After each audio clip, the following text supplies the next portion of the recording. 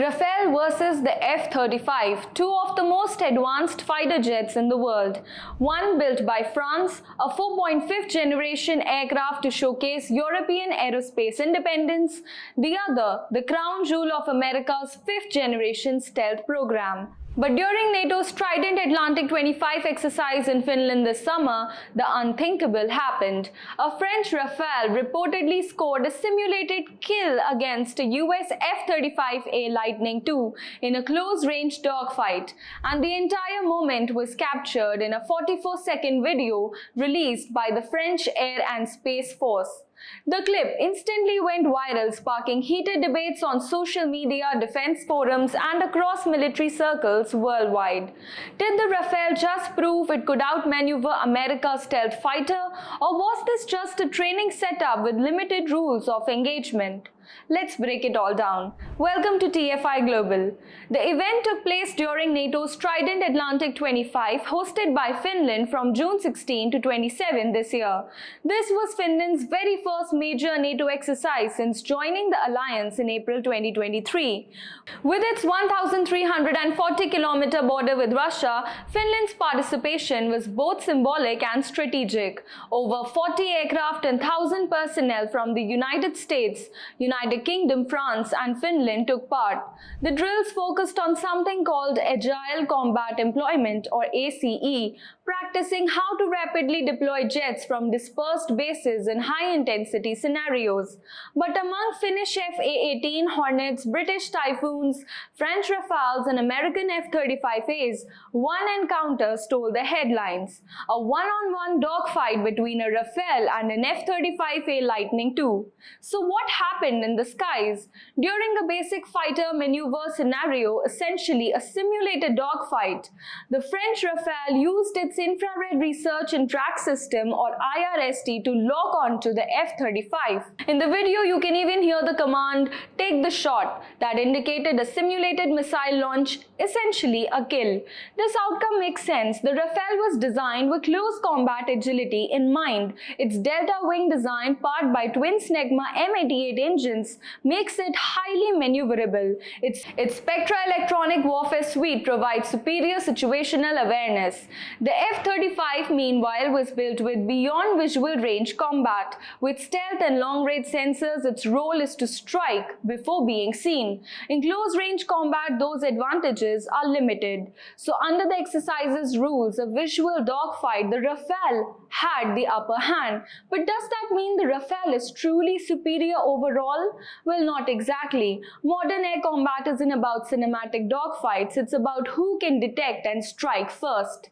Here the F-35 excels. Its low observable stealth profile, A and APG-81 radar, and network warfare integration give it the ability to eliminate threats long before a close-range engagement even happens. So while the Rafale's win was real in this limited exercise, in a real-world beyond visual range battle, the F-35 would likely enjoy the advantage. But here's where things get interesting. Because outside of controlled exercises, the F-35's track record has been far from flawless. Despite being the most expensive defense program in history, the F-35 has faced a series of technical setbacks and safety concerns. From recurring engine issues to software glitches to the infamous canopy problem that once trapped pilots in their jets. The aircraft has suffered groundings in the US, Japan, and even Norway. In December 2022, an F-35B crashed during a test flight in Texas, reigniting debates about its safety and cost effectiveness. Critics point to a sustainment cost of nearly $40,000 per flight hour, making it one of the most expensive jets to operate in history. So while the F-35 dominates on paper, its technical reliability continues to fuel criticism and gives rivals like the Rafale an opportunity to shine. And shine it has. The Rafale has steadily carved a niche for itself in the global defense market.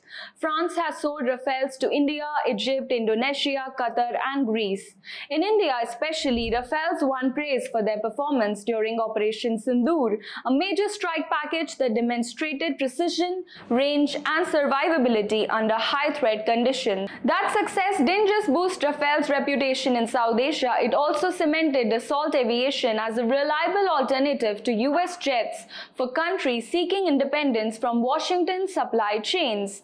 Unlike the F-35, which comes with strict American export controls, the Rafale offers buyers more freedom in deployment and weapons integration, a selling point for nations wanting autonomy. This brings us to the bigger picture, the global defense competition.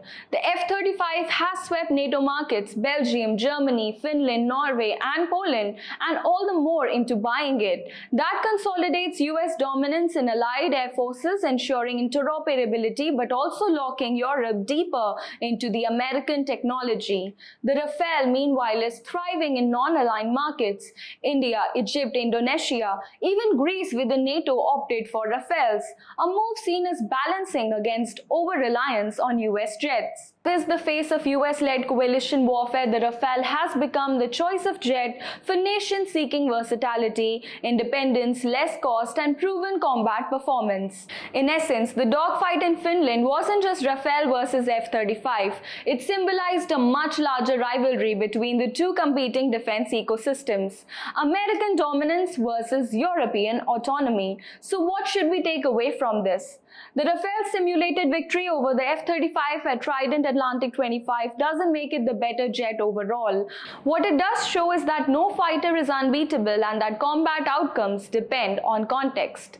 The Rafale thrives in agility, close combat and independent deployment.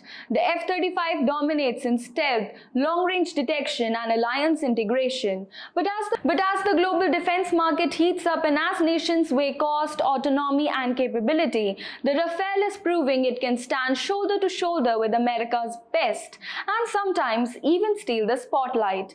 In the end, this isn't just a story of two jets, it's a snapshot of NATO's evolving dynamics, the global arms race and the future of air power itself.